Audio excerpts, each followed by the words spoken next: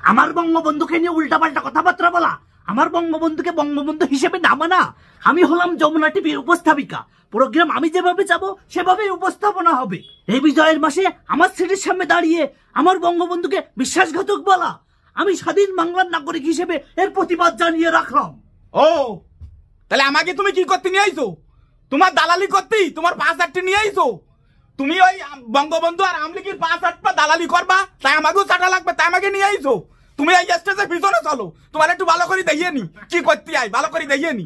তুমি যা বলবা তোমার কথা মতো করতে হবে নাকি? আমরা মেহমান হিসেবে আসছি, যমুনা টিভি আমন্ত্রণ জানাইছে, তাই তোমার আমন্ত্রণে আমরা আসিনি। ভণ্ডামি করো, 5 তারিখের কথা ভুলে গেছো? দালালি করতেছ আওয়ামী লীগের, এর দালাল বাংলাদেশের ছাই নেই। হে বেডি, তুই আগে একদিন শিশির মনিরের বলেছিস যে স্বাধীনতা বিরোধীদের জন্য ক্ষমা চাইতে হবে। তুই ক্ষমা চাইনির কিডা? তুই এই দেশের রাষ্ট্রের কিডা? তুই ক্ষমা চাইতে বলার কিডা? তুই যমুনা টিভির প্রতি আবেদন, আওয়ামী লীগ দালাল গুলারে ছাঁটাই করেন, না হলে কিন্তু যমুনা টিভি ধ্বংস হয়ে যাবে। ওই বেডিরই ছাঁটাই করেন ভাইয়া, বলি দিলাম।